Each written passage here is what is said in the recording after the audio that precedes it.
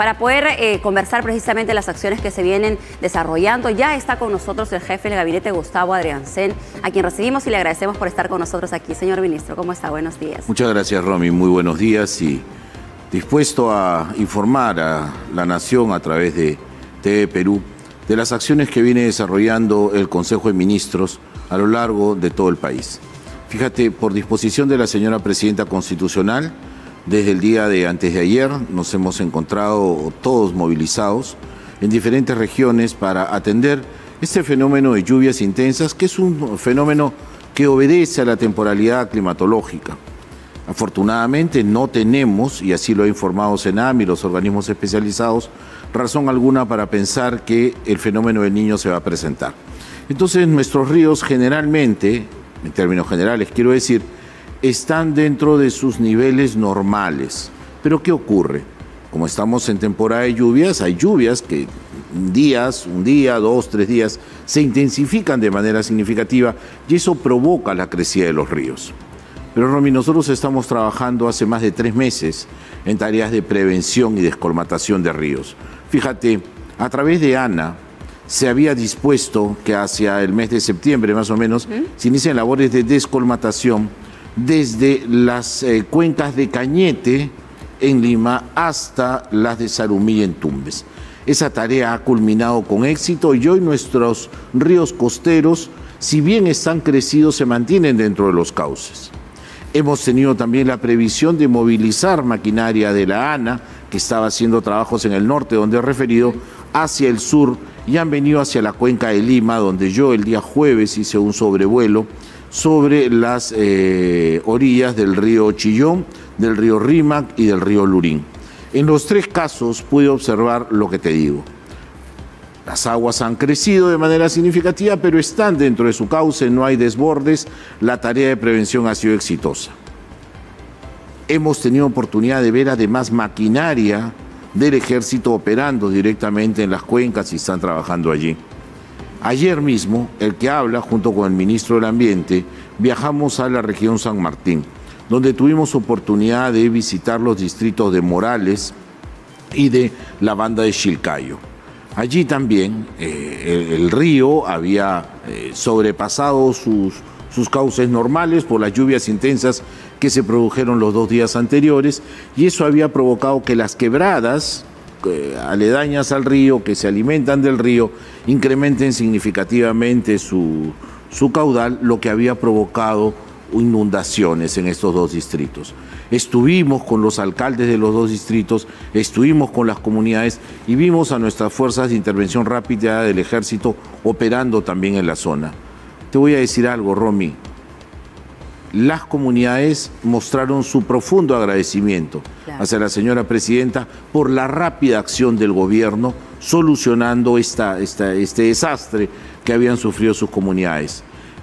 Casas afectadas, estaban ayudando las fuerzas del ejército a limpiarlas, estaban haciendo canales también, cultivos también que se habían visto afectados, 2 instituciones de salud y una educativa también, tramos de la carretera afectados. Hoy día mismo en la mañana en San Martín nos daban cuenta de un desborde del río Mayo también.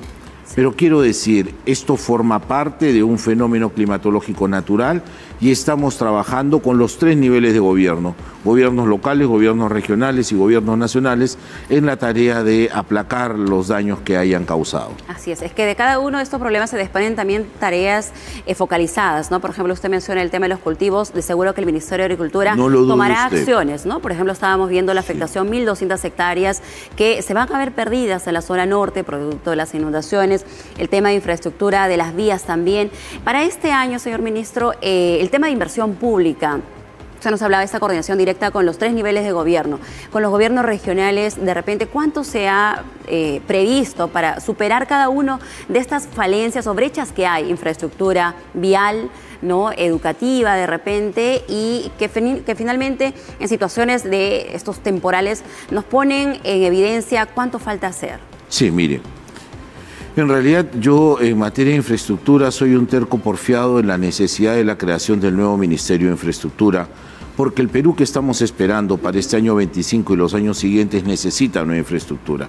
Hoy día las lluvias intensas nos revelan la precariedad en la que se encuentran muchas de nuestras vías y por eso es necesario intervenirlas. Imagine usted, los sucesos que se producen interfieren en las vías de comunicación y luego los productos no pueden salir y eso no es lo conveniente. Nosotros tenemos tareas pendientes en infraestructura sobre vías nacionales, vías regionales. Tenemos pendiente la tarea de más aeropuertos, más puertos. Nosotros tenemos que trabajar infraestructura de una manera más integral que como lo venimos trabajando ahora. La presencia de Provías Nacional, de Provías provinciales, la presencia de ANIM, la presencia de PRONIS, de PRONIET, están siendo esfuerzos dispersos para realizar obras de infraestructura. Nosotros queremos concentrar todo ese esfuerzo en un solo ministerio que pueda dirigir puntualmente todo aquello y, por supuesto, hacerse responsable también de todo ello. En los municipios distritales se manejan vías más pequeñas, básicamente las de penetración hacia centros poblados, y allí tenemos una tarea muy grande. Romy, hemos desplegado todas nuestras fuerzas ahora hacia la Sierra Sur, donde se están esperando que se intensifiquen las lluvias desde febrero 15 hasta mediados de marzo. Y allí vamos a trabajar. Pero también hay un proyecto presidencial para dotar con un pool de maquinarias a las provincias, de manera que no tengamos que estar movilizando nuestro equipo desde un lugar distante hasta la zona de la catástrofe, sino que las provincias, las casi 200 provincias a nivel nacional, tengan su pool de maquinarias para que inmediatamente puedan acometer estos daños. ¿Se cuenta con la maquinaria o es destinar presupuesto? No, estamos desarrollando el proyecto, vamos a hacer las compras, presumo yo que en el transcurso de este año, priorizando las provincias que se ven más afectadas permanentemente por lluvias intensas. ¿Y qué se va a hacer con la maquinaria cuando el tiempo de lluvias haya terminado? Pues van a desarrollar labores de caminos de penetración hacia centros poblados, afirmados de carretera, etcétera. Eso es lo que queremos hacer también para darle autonomía a cada uno de los gobiernos provinciales. Este año deberíamos terminar ese proyecto, estamos muy comprometidos. Desde la presidencia del Consejo de Ministros tenemos ya un primer perfil, si cabe el término, muy preliminar, y hemos dividido las provincias en 3 grandes grupos, atendiendo su magnitud, su población, el riesgo al que están sometidas, etcétera, que serían las primeras en atenderse, ¿no? Muy bien, señor ministro. Ahora, si nos centramos en lo que ha acontecido ayer, que ha sido el tema del día, ¿no? Lo que ha acontecido en Chancay. Ya se sabe que este puente fue construido en 1953, ¿no? 53. Sí, 53. Y ahora está bajo la concesión de Norvial. Se ha dicho de que no se va a escatimar esfuerzos en poder brindar la ayuda a la población, pero también ya el Ministerio Público ha intervenido, señor ministro, Ocitran también. Se sabe, le han dado de repente información en torno a qué acciones se va a tomar desde Ocitran. Ellos van a poder acceder a estos documentos o expedientes que validen estos trabajos de mantenimiento que, según se ha conocido, se realizaron en noviembre, pero que a todos, pues, de cierta manera ha llamado la atención de que ocurra este colapso de puente. Mira, Romy, en primer lugar agradecer que me precises la fecha. A mí me habían dicho 62 años y eran 72. Sí, eso lo precisó el alcalde de Chancay. Muy bien, perfecto. Entonces, fíjate, 72 años. No cabe duda de que ese puente había cumplido ya su periodo de vida muchos años atrás. Nosotros apenas tenemos 2 años en el gobierno y nos hemos encontrado con que la infraestructura que tenemos en puentes, en primer lugar es deficitaria y en segundo lugar se encuentra en condiciones como este. No podemos, Romy, quisiéramos reemplazar todos los puentes que tienen más de 30 o 40 años. No se puede, es materialmente imposible. Sin embargo, no puedo dejar de destacar que desde este gobierno, iniciado el año pasado el programa y ya exitoso, se están haciendo la colocación de puentes de menores luces a lo largo de todo el Perú. Hay centenares de puentes de menores luces que ya están colocados ahí, porque un puente conecta, un puente une, y a veces una sola quebrada puede significar un espacio de riesgo para las comunidades, y por eso ponerles puentes. Eso por parte del Ministerio. Eso lo está haciendo el Ministerio de Transportes. Pero además nosotros tenemos que tener en cuenta, Romy, que esta es una vía concesionada. Exacto, pero eso iba. ¿Qué pasa con las que son en concesiones? Muy bien, allí tenemos las concesiones y tenemos otro actor que tú lo has mencionado también, Ocitran. Primero, y acá quiero ser absolutamente enfático, nosotros no vamos a permitir de ninguna manera la impunidad. Aquí los responsables van a tener que enfrentar a la justicia. Hay 2 muertos y nosotros nos solidarizamos con sus deudos. Y nosotros estamos en la obligación de determinar modo y circunstancias en que estas 2 personas han fallecido y tenemos la obligación de determinar también las responsabilidades. Las investigaciones se han iniciado. Las investigaciones han de determinar qué fue lo que ocurrió con este puente antiguo, con la crecida de las aguas, si fue un factor determinante o no, si la supervisión que se hizo en el mes de noviembre fue lo suficientemente concienzuda o no para hacerlo. Pero a esta, que es una reacción inmediata y que tiene que ver con las acciones para determinación de responsabilidades, le quiero agregar algo, Romy. La reacción inmediata que ha tenido el gobierno. A las 2:30 de la mañana, el ministro de Transportes y Comunicaciones estaba ya actuando de manera directa e inmediata. Nosotros también tenemos que referir que se dispuso primero el cierre de la vía en ese tramo y se habilitó un tránsito alterno. La fluidez de la vía estuvo detenida como Panamericana aproximadamente 4 o 5 horas, inmediatamente se restableció por este desvío. El puerto de Chancay no ha visto afectaciones tampoco. Y ahora lo que tenemos que hacer, ya producido este lamentable accidente, tenemos que ver la forma de restituir este puente en condiciones muchísimo mejores. Pero, y acá quiero ser enfático también, de manera alternativa y mientras se hace la solución definitiva, el día de ayer se dispuso hacia horas 9 de la mañana aproximadamente la instalación de un puente que es de doble vía alternativo que va a estar terminado en 12 días. En 5 camas bajas se había movilizado toda la estructura del puente hasta la zona y ahora mismo se encuentra ya en proceso de construcción. Me imagino yo en esto. Se ha dicho que para hoy sábado está llegando ya parte de la infraestructura. No, ayer salió la primera cama baja, que ya va llevando las primeras. Los puentes son modulares, claro, Romy, entonces Bailey, ¿no? van por partes. Entonces, ayer salió la primera parte y se están llevando las piezas iniciales y luego seguirán llegando las otras en el transcurso de sábado y domingo, presumo, para que el material esté en cancha y el puente se pueda terminar en 12 días. Ministro, también se dijo de que ya hay un expediente en el Banco de Proyectos del MTC para las mejoras de este puente. ¿Esto es así o de repente en todo caso se va a verificar ello? Y también de repente aquellas voces que señalan que usted mencionó el tema también de Chancay, con la carga, con la afluencia de todo lo que ha significado la instalación del puerto de Chancay, de repente esto ha ido también en cierta manera menguando y ahora se ha trasladado toda la carga a lo que es el pueblo, a la localidad de Huaral. ¿Cuáles son estas previsiones que se están tomando y precisamente para poder hacer frente a toda la dinámica de lo que es el puerto de Chancay? Mire, yo no dudo, Romy, de que efectivamente mucho de lo que ha ocurrido tiene que ver con varios factores.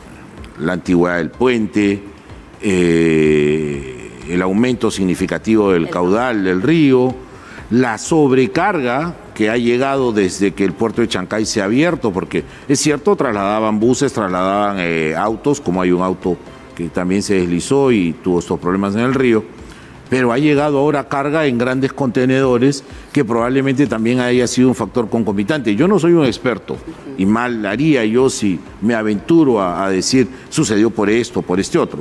Espero que las investigaciones tomen en cuenta todos estos elementos a fin de determinar qué está ocurriendo.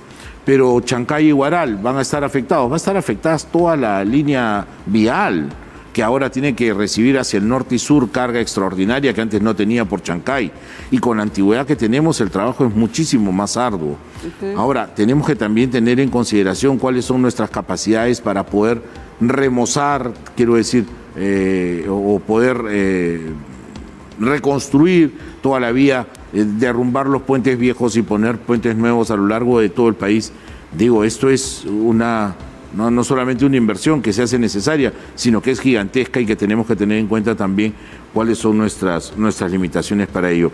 Pero todo el tema de infraestructura en general, Romy, y por eso aprovecho esta entrevista para invitar cordialmente al Congreso a que junto con el Poder Ejecutivo nos ayuden en la discusión y posterior aprobación de la creación del nuevo Ministerio de Infraestructura, que a mí estas cosas no hacen sino preocuparme, cierto, pero me hacen caer en el convencimiento que cada vez es más necesario hacerlo. Muy bien, señor ministro, también habría la posibilidad de repente desde Ocitran, desde lo que ocurrió ayer, poder poner en evaluación puentes, bueno, ya el de Chancay, pero exacto, ¿no? Pero los que también están en otras concesiones. Sí, ¿no? deberíamos revisarlos en general todos y que esto nos sirva para que seamos muchísimo más meticulosos.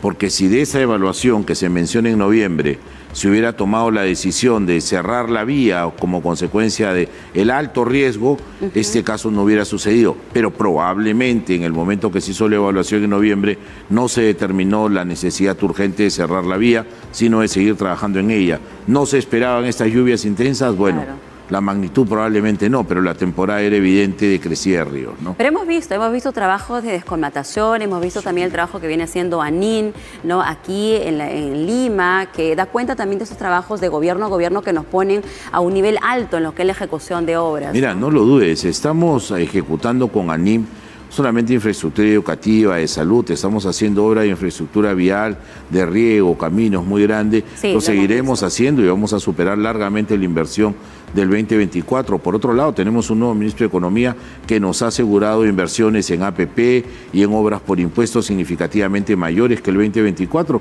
En consecuencia, el progreso viene, pero tiene que venir también sujetado o soportado en una nueva infraestructura y por eso esta necesidad, ¿no? A propósito de lo que acaba de mencionar, señor ministro, esta concesión en Olmos que señalan que podría estar también vinculado a Odebrecht, ¿cuál es este mensaje a la ciudadanía? Sabemos de estas investigaciones también que hay contra esta constructora, de que pueda desarrollarse de la mejor manera, ¿no?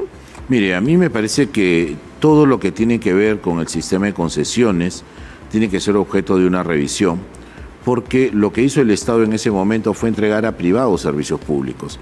Y nosotros tenemos como principio que esos servicios públicos concesionados tienen que brindarse con una calidad óptima y además a un precio justo.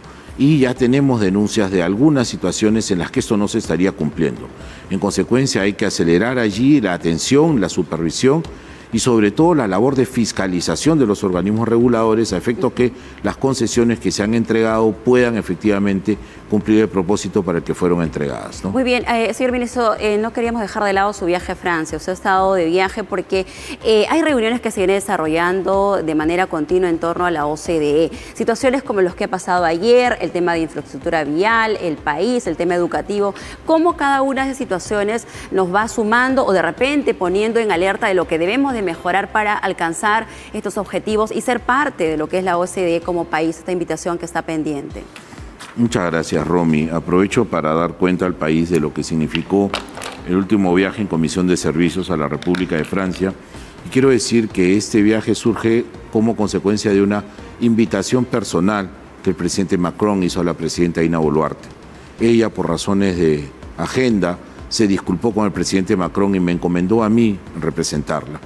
Deseo agradecer las atenciones brindadas por el presidente Macron y su equipo, porque nos permitió llegar a una conferencia que ya se realiza por tercera vez en el mundo sobre inteligencia artificial.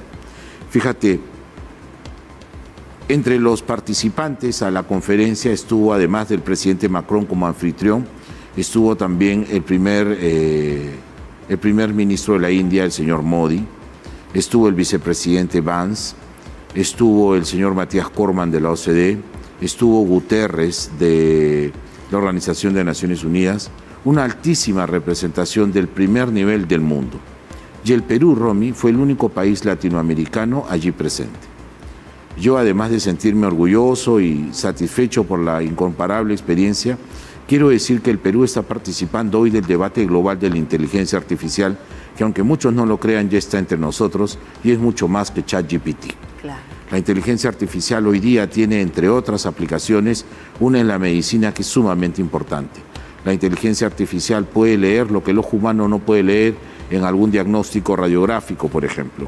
La inteligencia humana hoy día la tenemos produciendo vacunas, la tenemos trabajando en agricultura y la tenemos, por supuesto, además en educación, tanto para docentes como para estudiantes. Y esto me lleva a mí al segundo punto. Cuando discutíamos los temas de inteligencia artificial, se está revisando hoy día todo lo relativo a la aplicación de la inteligencia artificial en el mundo de la ciberdefensa, la seguridad, la democracia. Y estos debates en verdad son muy enriquecedores, más allá de lo doctrinario y académico que puedan resultar, son espacios de reflexión sobre qué es lo que tenemos que hacer y cómo lo debemos ver. Una discusión que estuvo allí sobre la mesa y que fue muy áspera fue la relativa a la regulación. El participante, representante de los Estados Unidos, el vicepresidente Vance, le dijo a la Unión Europea que ellos no podían aceptar una sobreregulación cuando habían otros que utilizaban inteligencia artificial sin regulación alguna. Bueno, entre otros temas, Europa habla de los usos éticos, del cumplimiento de principios y valores que están inspirados en democracia. Pero, a pesar de los esfuerzos que se hicieron, la declaración conjunta fue suscrita por todos los países a excepción de Estados Unidos y el Reino Unido. Esto no debe significar para quienes promovemos estos debates de inteligencia artificial una mella, sino debe constituir para todos nosotros un compromiso de poder traer finalmente a todas las naciones a discutir de esta, que es una herramienta de primer nivel, pero que además tiene que ver con nuestro trabajo. A esas reuniones tengo que agregar también una invitación que recibí directamente de la directora general de UNESCO para participar también en los debates. Se me dio oportunidad de intervenir en el Foro UNESCO llevando la palabra del Perú a este evento. Pero además tuve reuniones muy interesantes, bilaterales, con el ministro del Interior de Francia, el señor Bruno Retailleau, reuniones de trabajo también con nuestros embajadores. En Francia tenemos 3 embajadores, Romy. Tenemos el embajador ante la República Francesa, tenemos el embajador ante UNESCO y nuestra representante permanente ante la OCDE. En la OCDE vamos bien, pero tenemos que ir mejor. Estuve reunido con Matías Corman, que es el secretario general. ¿Vamos positivamente? Sí, vamos avanzando muy positivamente. Matías es un entusiasta peruano, de hecho lo vamos a tener aquí en septiembre.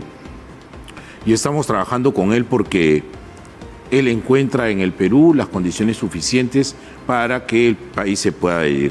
Tenemos un trabajo muy arduo. Hemos apenas certificado 2 comités, pero tenemos para este año un total de 27 evaluaciones, 13 en el primer semestre y 14 en el segundo semestre, que compromete no solamente al Poder Ejecutivo, sino también a otros poderes de Estado y organismos constitucionalmente autónomos, y en ello tenemos que trabajar de una manera muchísimo más... ¿27 evaluaciones de qué tipo? 27 evaluaciones de los comités. Nosotros tenemos comités y grupos de trabajo.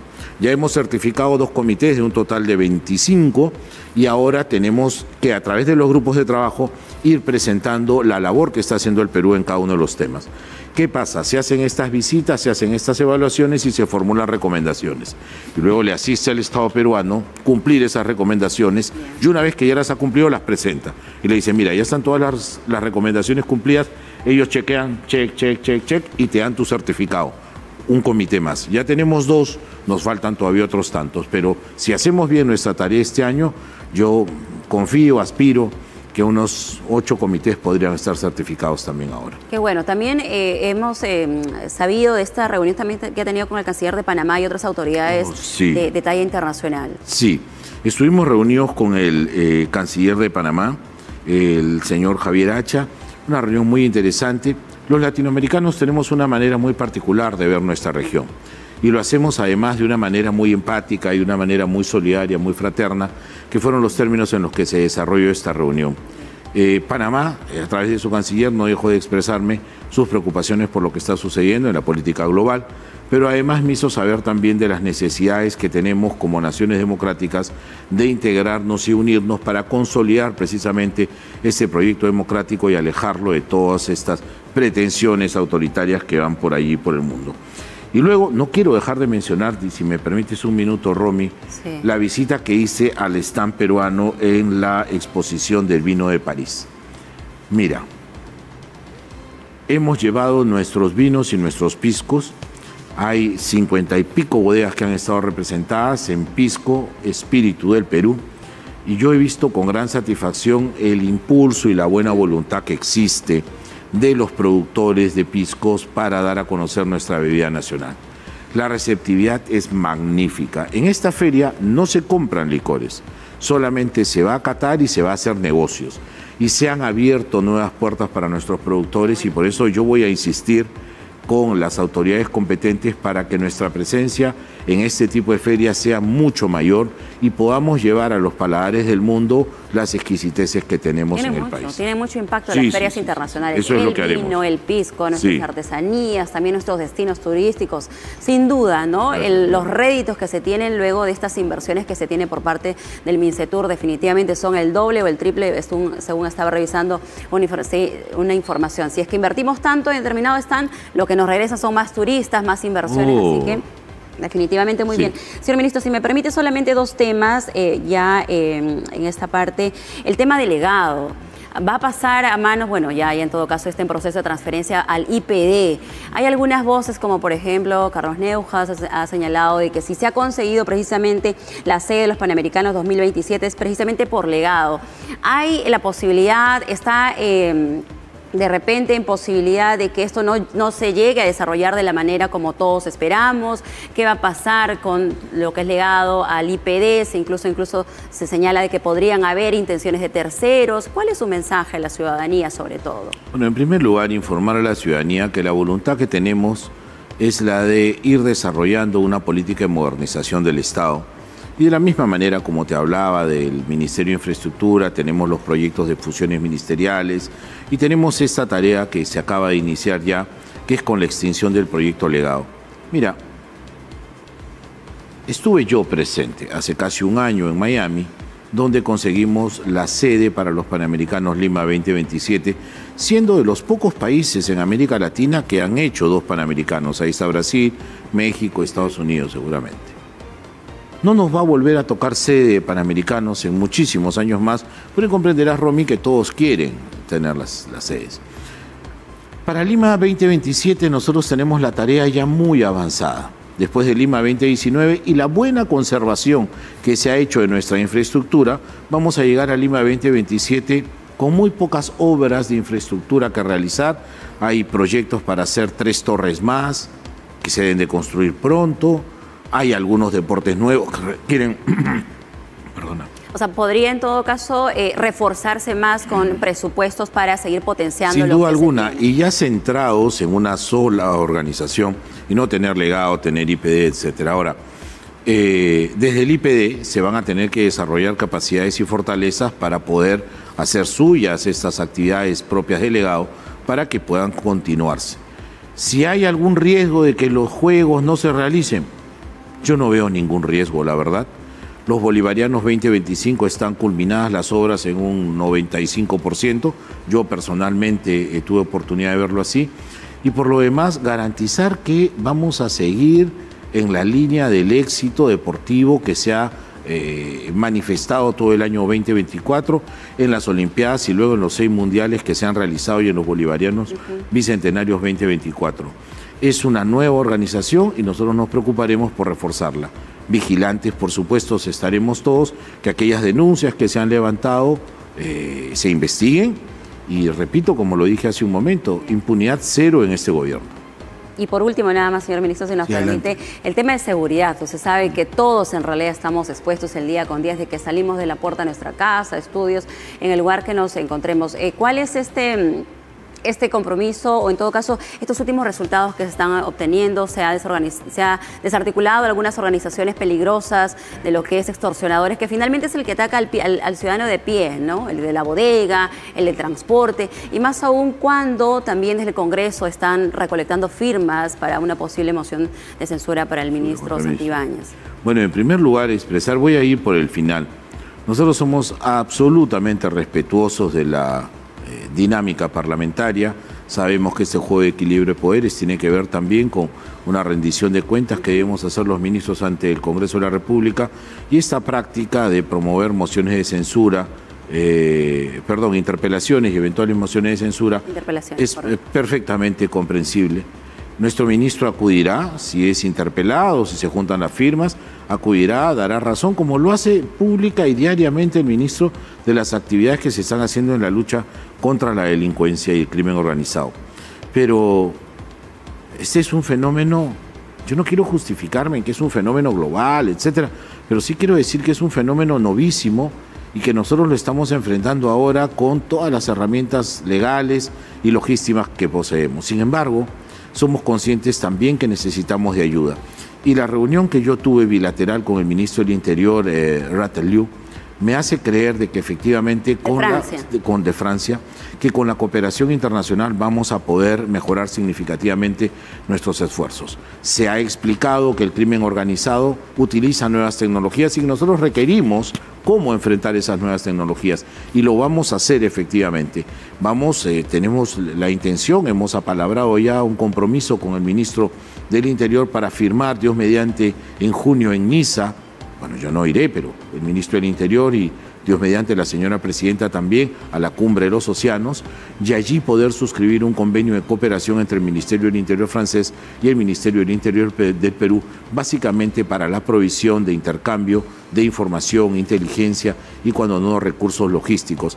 Les interesa el tema de las drogas, la salida y llegada a los puertos, les interesa también el tema del crimen organizado y cómo hacerle frente a ellos. Entonces, esta lucha contra la delincuencia urbana y el crimen organizado va a tener desde el Perú otros aliados y seguramente pronto daremos la buena noticia que Francia está con nosotros. Claro que sí, es importante siempre actuar en conjunto, más aún porque también estábamos viendo de que incluso temas álgidos como el tema de la minería informal, que incluso está sobrepasando, el tema de los que es el narcotráfico, ¿no? De lo que es la presencia aquí en el país. Señor ministro, estos últimos segundos de repente para que se pueda dirigir al país. Sabe que TV Perú llega a todo el territorio nacional. Lo sé. Así es. Los escucho en todo el país, además. Exacto, a través de Radio Nacional también. Los escucho y los veo, sí. Entonces, sobre todo porque, por el tema de las lluvias, el tema de seguridad, para que pueda... El mensaje también de la presidenta, de repente, lo último que le haya manifestado. Muchas gracias, Romy. Aprovechar la señal de TV Perú a nivel nacional para llegar a todos nuestros compatriotas y decirles que la disposición de la señora presidenta constitucional es la de estar a su lado. Estar a su lado y llevar la ayuda humanitaria que sea requerida, llevar el soporte de personal que sea requerido, la logística. Estamos en tiempo de lluvias, es un fenómeno estacional que lo enfrentamos con mucha responsabilidad todo el Gabinete de Ministros. Hacemos desde aquí una invocación a las autoridades de los gobiernos locales, a los municipios distritales y a los municipios provinciales para que nos acompañen en esta tarea. Los niveles de atención en INDECI están marcados. El primer nivel distrito, segundo nivel provincias, tercer nivel gobiernos regionales, cuarto nivel la región e INDECI y quinto y último nivel solamente INDECI. Para esta tarea, Defensa Civil somos todos y tenemos que trabajar y contribuir para que nuestras comunidades se vean lo menos afectadas posible. Desde el gobierno y desde la presidencia del Consejo de Ministros, el compromiso es total y con Punche Perú seguro que lo hacemos bien.